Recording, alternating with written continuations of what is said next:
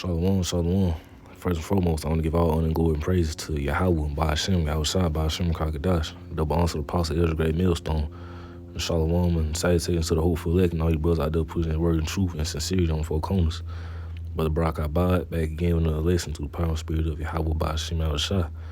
So basically, I want to touch upon this lesson, because if you've been paying attention to what's been going on, basically the banks, they collapsing, man, or the banks basically failing with the cash money and stuff like that, and that gonna bring an uproar, because you know how Jake is about that cash money, and these people in Babylon in general, you know how they is about that cash, and, that gonna bring an uproar, so that stuff gonna get hectic. But yeah, man, I'm gonna read this article real quick, and then we're gonna get into some scriptures. This is the CNN article, by the way. Takeaways from America's second largest bank failure.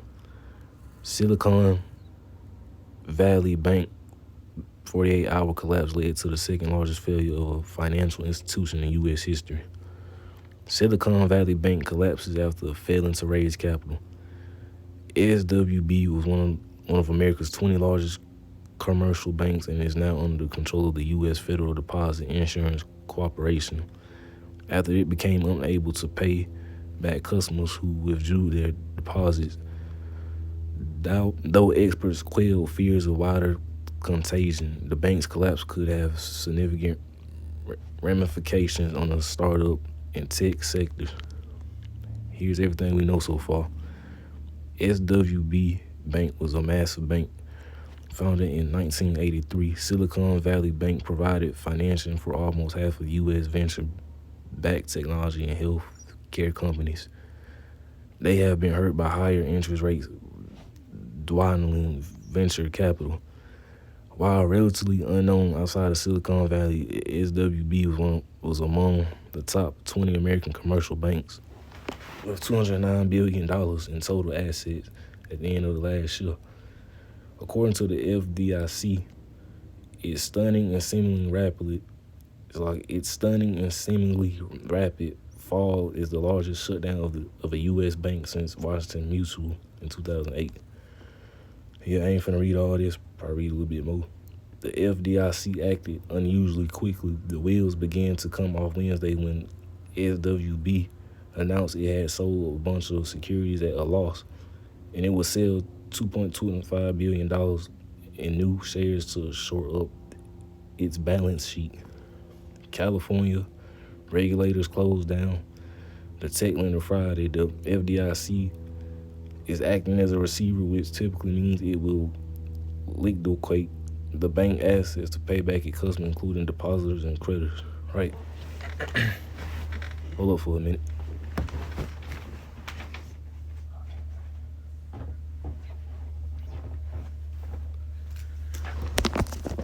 All right, I'm back. So I had to come around for a minute. Let me see. So yeah, I think I'm gonna stop right there. So yeah, man, you see it. Hey, these banks, man, they failing, they collapsing. This devil Esau Edom kingdom is falling down. Cause they banks, businesses is falling down, man. And why is that? Hey, it's prophecy. It's Bible prophecy. And I'm gonna start off with let me see this scripture right here. Matthew 24, verse 21. For then shall be great tribulation, such as we was not since the beginning of the world to this time, no, nor ever shall be. Right? The tribulation finna come to America like it's never been before. Stuff finna turn up out here. Stuff finna get hectic. Cause the devil Esau kingdom is falling.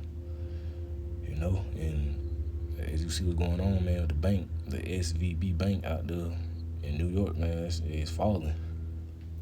Jake gonna be in the uproar about their money. All them bag chasers out there, they gonna be in the uproar, man. They gonna be going crazy and they gonna know what to do. But the elect, they gonna know what to do. What they gonna do? They gonna trust in Yahweh Shema Shah and be patient and let the Lord, exalt them, man. They don't care about the elect. Lord, we're part of that number, because I don't care about America. I don't care about no Babylon. I'm glad this place falling. I'm glad this place failing. All the wickedness that these devils did to us, man, they gotta pay for that. And they getting their payback. And right around the corner, it's closer than ever. Like that saying in the world, you get what you put out. Yeah, man, they getting what they put out. They put all that harsh stuff on us. All that harsh stuff finna come back on them 10 times more. And really 100 times more. And once their kingdom collapse, they get destroyed by the nuclear missiles and the house shot and the angels and the nuclear missiles. Then they get ready to come in captivity in the kingdom for 1,000 years until they 1,000 years up, and then they're gonna be wiped off the planet of the earth to never exist again. Yeah, I'm talking about you Edomites. So-called white people, you Edomites. You devils. That's right. Because you know why? Because it's y'all payback for what y'all did to the children of Israel. Y'all deserve it. You know? So, I'll start off with, they're going to be my next scripture right here. 2nd Ezra 6, verse 9. For Esau is the end of the world, and Jacob is the beginning of it that follows, right? Cause man, these devils' kingdom is coming to an end, man. They been in the rulership for a while, a long time. Now they finna get ready to fall down, and Jacob and the Israelites finna get ready to rise up, man. Starting with the elect, 144,000, they finna get ready to be in power in the kingdom, in rulership. While these devils finna get ready to come into captivity. Jake finna be on top next. After all these years of hardcore captivity, from this captivity to the Atlantic slave trade to even probably before. I think there was a Assyrian captivity, if I ain't mistaken. But yeah, Jake is finna get exalted. When I say that, I ain't talking about all of Israel, but starting with the hopeful elect, the 144,000 hopeful elect, the 1/3 is gonna be exalted when the kingdom comes. Then the rest of the Israelites, y'all gonna be destroyed on this side, but yeah, y'all gonna come back in the kingdom. Y'all gonna come back through the elect to be reborn again and remade again. Y'all gonna be righteous this time. Y'all gonna really follow the Lord this time. When Babylon destroyed and the kingdom come. And I ain't wanna make this too long. It's 2 Timothy 3, verse 1. This know also that in the last day periods of time shall come, right? And you see that now. All these, these prophecies coming to pass and all the judgment going out from Yahweh Shem Shah. These people up in the uproar, the banks collapsing, the famine of the word coming, a famine of food coming. The chip finna be made mandatory out the wild real soon. Race war finna come. What else? A lot more. About a month, 2 months ago, a tornado had hit somewhere in Babylon and wiped out a lot of places and a lot of people. More severe weather, gonna come. These prophecies, they gonna keep coming to pass, man. All these events gonna keep coming to pass because it's the Lord judging the wicked place. When I say the wicked place, what am I talking about? America, Babylon the Great. It's right. Because America is an abomination, man. Isaiah Bashim Shah, everything in this place is contrary to the Lord, Yahweh Bashim Shah. And that's why it need to be wiped out. And all you rebellious Israelites out here doing a whole bunch of rebellious stuff. Nobody can see you, but it's somebody that can see you, the Lord. The Lord see you. The angels, they see you. The chariots, angels, they see you. So you need to repent and come back to the ways of Yahweh Shem Shah. Whatever type of wickedness and foolishness you doing, man, hey, you need to cut it out. Because Lord Yahweh Shem Shah ain't playing around. You still bringing out a lot of severe judgment on you 2/3. They ain't trying to be right. They just ain't right. Hey, the Lord, he see you. So, hey, that's just a warning. This is Revelation, my last scripture right here. This is Revelation 13, verse 16. And he calls of all, both small and great and rich. So I'm going to start from top again. Revelation 13, verse 16. And he calls of all, both small and great, rich and poor, free and bond to receive a mark on their right hand or in their foreheads. What they're going into. That Karat one, the RFID chip, that MOTB. Because real soon, all the cash and credit cards, debit cards, all that, going to be done away with. only thing that's gonna be left is the main prophecy, well, not the main prophecy, but one of the biggest prophecies that Quran was being made mandatory. Really, the biggest prophecy is Yahushua coming back with the chariots to destroy Babylon. But this is one of the main big prophecies too. The RFID chip being made mandatory.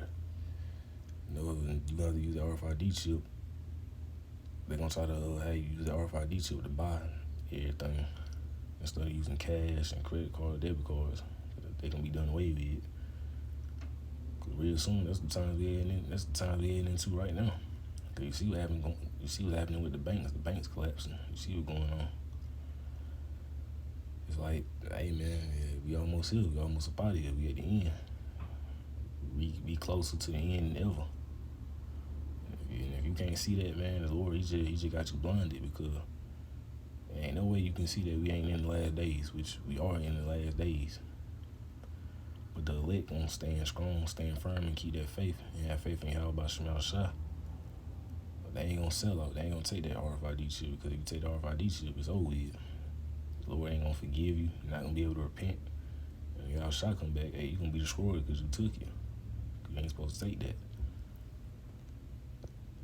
Even when stuff get hard, you're supposed to have faith in Yahweh Shema Shah, that he'll protect you and guide you.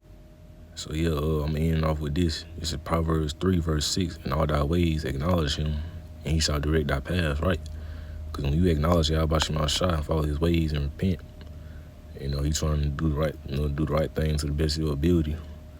And he's trying to depart from the world as an Israelite, as a so-called Negro, so-called Latino, so-called Native American Indian. And you being sincere, hey, the Lord Yahweh Shema Shah, he gonna direct your paths and make sure you're straight and exhaust you when it's time to get exhausted. You know? So right, with that being said, wrap it up right here. Open praise lessons edifying. I want to give all honor and glory and praises to Yahweh Shema Shah, Bashem Kakadash. Double honors to the apostle, El's great millstone.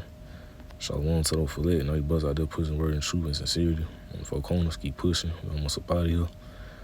So with that being said, shalom to the sincere Filet. The Lord will is edifying. Lord will, I'll be back soon to listen through power and spirit of Yahweh Shema Shah. Till next time I say, shalom, shalom.